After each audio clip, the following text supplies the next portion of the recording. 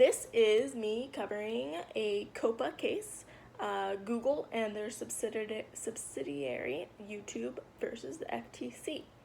This case was brought up last year, 2019, and is still pending. So Google owns YouTube, their subsidiary, and YouTube, the case at hand is whether YouTube and Google have violated COPA rules by collecting, using, and disclosing personal information of individuals under the age of 13. COPA protects underage individuals from the collection of personal information, and it applies to any website or online service directed to children under 13. While you may not think that Google and YouTube are directly directed towards children, look at their content. It really is a large portion of YouTube's content is directed towards children, whether that be slime videos, toy unboxings, let's play videos for video games, this, that, or the other.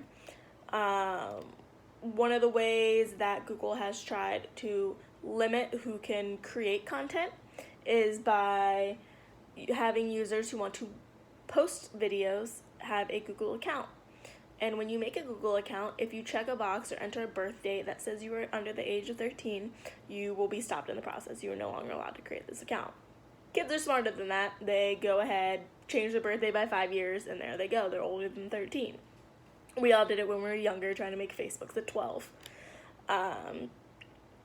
And so Google has even stated that we don't have users under the age of 13 on YouTube. There's no channel content aimed child-directed, and so therefore no COPA compliance is needed. They can say that because they say that all their content is used by people over the age of 13.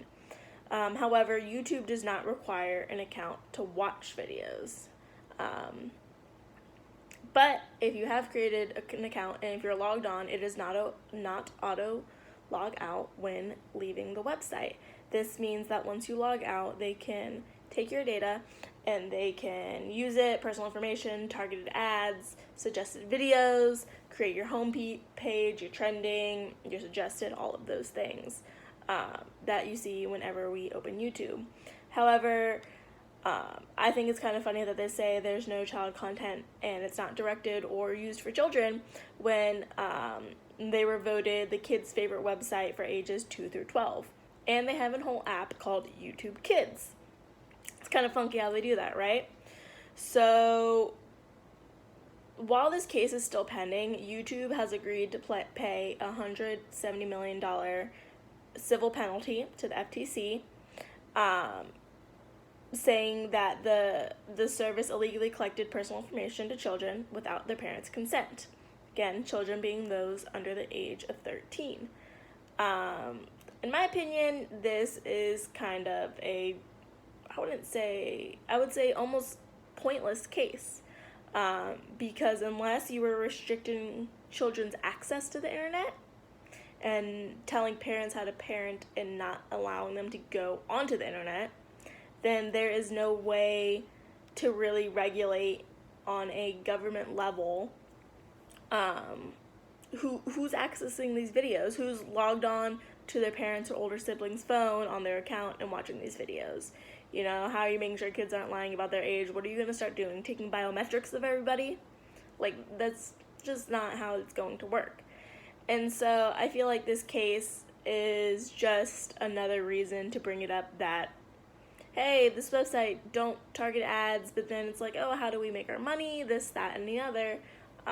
But again, I mean, if you're going to say that you're not a child-friendly or child-directed website, then you should be limiting the content. And although they have almost a grading scale, just like TV shows of Y, G, for young ages 2 through 7, to parental guidance, PG-13, and X or rated R, whatever it may be, then unless you are really going to strictly monitor what is happening, then then you shouldn't be posting content for children, because because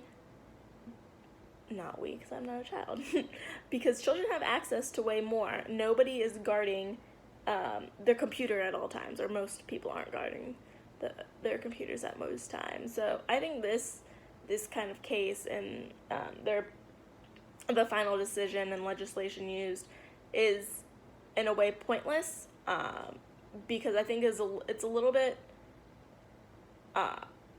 while I would say could potentially be overreaching, because it's almost telling parents how to parent, but again, it's